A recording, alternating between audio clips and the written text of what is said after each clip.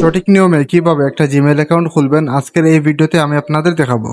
ইমেইলে যোগাযোগের প্রয়োজনে অথবা বিভিন্ন সোশ্যাল মিডিয়া বা অ্যাপস খোলার ক্ষেত্রে আমাদের প্রত্যেকের জিমেইল অ্যাকাউন্টের প্রয়োজন হয়।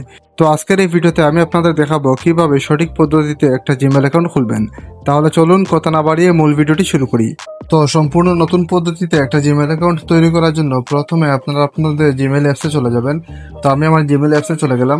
জিমেইল অ্যাপসে চলে যাওয়ার পরে আপনারা উপরের বাটনে ক্লিক করে দিবেন।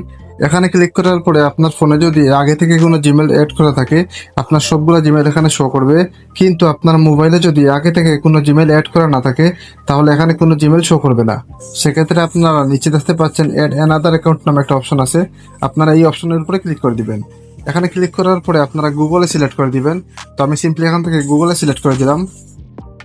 এরকম একটা ইন্টারফেসে নিয়ে আসবে। তো আমরা যেহেতু নতুন অ্যাকাউন্ট খুলবো সেক্ষেত্রে আমরা এখানে ক্রিয়েট অ্যাকাউন্ট নামে একটা অপশন আছে, আপনারা এই ক্রিয়েট অ্যাকাউন্টের উপরে ক্লিক করে দিবেন। তারপর এখানে দুইটা অপশন চলে আসছে, আপনারা প্রথমে ফর মাই পার্সোনাল ইউজ দেওয়া আছে, আপনারা এটার উপরে ক্লিক করে দিবেন। এখানে ক্লিক করার পরে আপনার ফার্স্ট নেম এবং লাস্ট নেম দিয়ে দিবেন। তো আমি আমার নামটি এখানে দিয়ে দিলাম। তো নাম দেওয়ার পরে নিচে নেক্সট অপশনে ক্লিক করে দিব। নেক্সট অপশনে ক্লিক করার পরে আপনার ডেট অফ বার্থ দিয়ে দিবেন। তারপরে জেন্ডার, আপনি যদি মেল হন তাহলে মেল দিবেন, ফিমেল হলে ফিমেল দিয়ে দিবেন। তো আমি সিম্পলি এখান থেকে মেল দিয়ে দিব। তারপরে নেক্সট অপশনে ক্লিক করে দিলাম। নেক্সট অপশনে ক্লিক করার পরে আপনাকে এখানে একটা ইউজার নেম দিতে হবে। তো আমি সিম্পলি এখান থেকে একটা ইউজার নেম দিয়ে দিব। আপনারা আপনাদের পছন্দ মতো একটা ইউজার নেম দিয়ে দিবেন। তারপরে নেক্সট অপশনে ক্লিক করে দিবেন। তো দেখতেই পাচ্ছেন আমার এই ইউজার নেমটা নিচ্ছে না, অর্থাৎ আমার এই ইউজার নেমটা অলরেডি কেউ ব্যবহার করে ফেলেছে। সেক্ষেত্রে আপনি চাইলে এখানে অ্যাভেলেবল নামে একটা অপশন আছে, আপনি এই ইউজার নেমটা ব্যবহার করতে পারেন। তো বোঝানোর সুবিধার্থে আমি এটা ক্লিক করে দিলাম। আমি এই ইউজার নেমটা দিয়ে আমার জিমেল অ্যাকাউন্ট খুলবো, সেক্ষেত্রে আমি এটা সিলেক্ট করে দিলাম। তারপরে নিচে নেক্সট অপশনে ক্লিক করে দিব।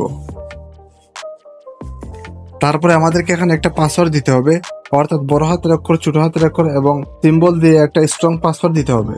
তো বোঝানোর সুবিধার্থে আমি একটা পাসওয়ার্ড দেখিয়ে দিচ্ছি, আপনারা এরকম একটা স্ট্রং পাসওয়ার্ড দিয়ে দিবেন, তাহলে আপনার জিমেলটা সবসময় সিকিউর থাকবে।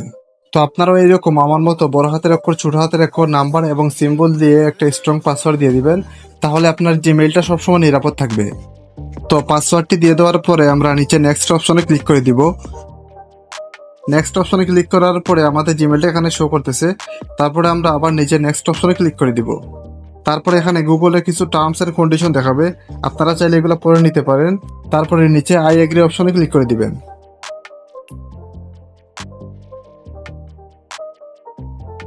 তো দেখতেই পাচ্ছেন ফাইনালি আমাদের জিমেলটা এখানে ক্রিয়েট হয়ে গেছে।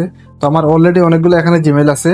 তারপরে নিচে একটা জিমেল দেখতে পাচ্ছেন, আমি এই জিমেলটা মাত্র খুলেছি, এই জিমেলটা এখানে চলে আসছে।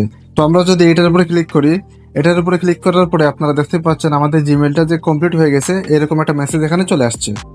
তো এইভাবেই আপনারা খুব সহজেই একটা জিমেল অ্যাকাউন্ট তৈরি করতে পারবেন। তো আজকের ভিডিওটি এই পর্যন্ত ছিল। ভিডিওটি যদি আপনাদের উপকার আসে তাহলে সবার কাছে শেয়ার করে দিবেন। তো দেখা হবে পরবর্তী কোনো নতুন ভিডিওতে। সে পর্যন্ত সবাই ভালো থাকবেন। আল্লাহ হাফেজ।